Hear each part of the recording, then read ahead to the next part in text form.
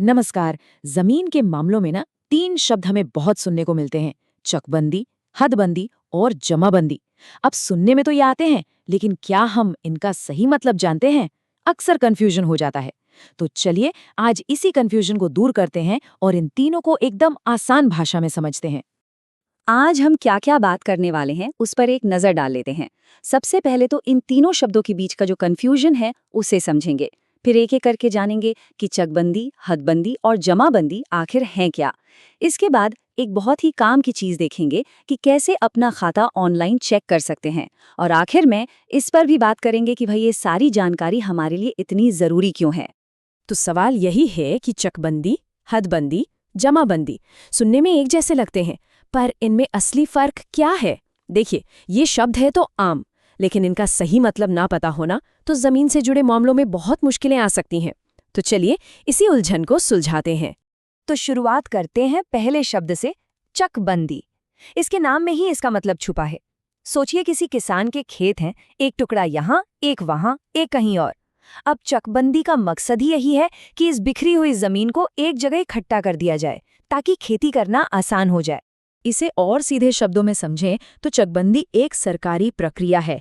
इसमें क्या होता है कि अगर किसी किसान के छोटे छोटे खेत अलग अलग जगहों पर बिखरे हुए हैं, तो उन सभी टुकड़ों को मिलाकर उतनी ही कीमत की एक जमीन एक ही जगह पर एक बड़े खेत के रूप में दे दी जाती है। कितना आसान हो जाता है काम, है ना?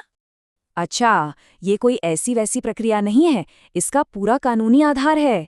इसका मेन मकसद है खेती को बढ़ावा देना। लेकिन हाँ, एक बात जानना जरूरी है कि चकबंदी हर तरह की जमीन पर लागू नहीं होती। जैसे अगर कोई बाग है या ऐसी जमीन है जहाँ बाढ़ आती रहती है, या फिर पान, गुलाब जैसी कोई खास फसल होती है, तो उस जमीन को इस प्रक्रिया से बाहर रखा जाता है। चलिए, अब बात करते हैं हदबंदी की। जमीन को लेकर जो सबसे आम झगड़े होते हैं वो किस बात पर होते हैं? इसी बात पर कि मेरी जमीन यहाँ तक है और नहीं, तुम्हारी जमीन वहां तक है। तो बस हदबंदी इसी झगड़े को सुलझाने का काम करती है। तो हदबंदी का सीधा सा काम है जमीन की सीमाओं को, यानी उसकी बाउंड्री को सरकारी तौर पर पक्का करना। ये एक तरह से आपकी और आपके पड़ोसी की जमीन के बीच एक पक्की लकीर खींच देती है, ताकि भविष्य में कोई कंफ्यूजन या विवाद ना हो। अब ये सीमा तय करने के लिए भी एक पूरी कानूनी प्रक्रिया है। उपजिलाधिकारी यानी एसडीओ नक्शों और असल कब्जे के आधार पर फैसला लेते हैं। इसके लिए एक तय आवेदन शुल्क भी लगता है। और अच्छी बात यह है कि इस प्रक्रिया को पूरा करने के लिए 3 महीने की एक समय सीमा भी तय की गई है। और अब आता है हमारा तीसरा और शायद सबसे महत्वपूर्ण शब्द, जमाबंदी। ये वो दस्तावेज है जो ये साबित करता है कि जमीन का असली मालिक कौन है। ज्यादातर लोगों का वास्ता असल में इसी से पड़ता है। जमाबंदी को रिकॉर्ड ऑफ राइट्स या आरओआर भी कहते हैं। आप इसे अपनी जमीन का पहचान पत्र समझ सकते हैं। ये एक सरकारी रिकॉर्ड है जिसमें जमीन के मालिक का नाम, जमीन कितनी बड़ी है, उस पर क्या उगाया जा रहा है, ये सारी जानकारी दर्ज होती है। और इसे राजस्व विभाग यानी रेवेन्यू डिपार्टमेंट मेंटेन करता है। जरा सोचिए, पहले के जमाने में इस एक कागज के लिए सरकारी दफ्तरों के कितने चक्कर काटने पड़ते थे। लेकिन अब टेक्नोलॉजी ने सब कुछ बदल दिया है। ये सारी जानकारी अब ऑनलाइन मौजूद है, जिससे पूरी प्रक्रिया में पारदर्शिता आ गई है और लोगों का काम भी आसान हो गया है। तो चलिए अब इसे असल में करके देखते हैं।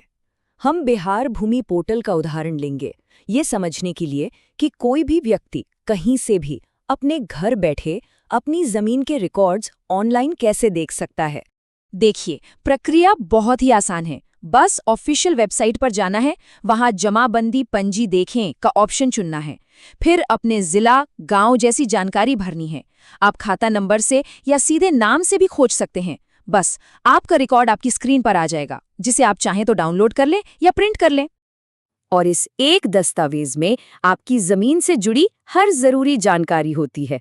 मालिक का नाम क्या है, जमीन की पहचान के लिए खाता और खसरा नंबर, वो किस गांव में है, कितनी बड़ी है और किस किस्म की जमीन है, सब कुछ एक ही जगह पर। तो अब जब हम इन तीनों शब्दों को अच्छे से समझ चुके हैं, तो सवाल ये उठता है कि असल जिंदगी में ये जानकारी हमारे लिए इतनी जरूरी क्यों है? चलिए इसे भी समझते हैं। तो इन तीनों को याद रखने का एक बहुत ही आसान तरीका है।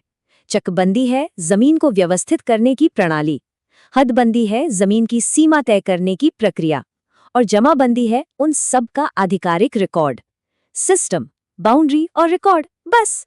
देखिए, इन सभी प्रणालियों का एक ही बड़ा मकसद है, जमीन से जुड़े विवादों को कम करना, रिकॉर्ड्स में पारदर्शिता लाना और खेती किसानी को आसान बनाना।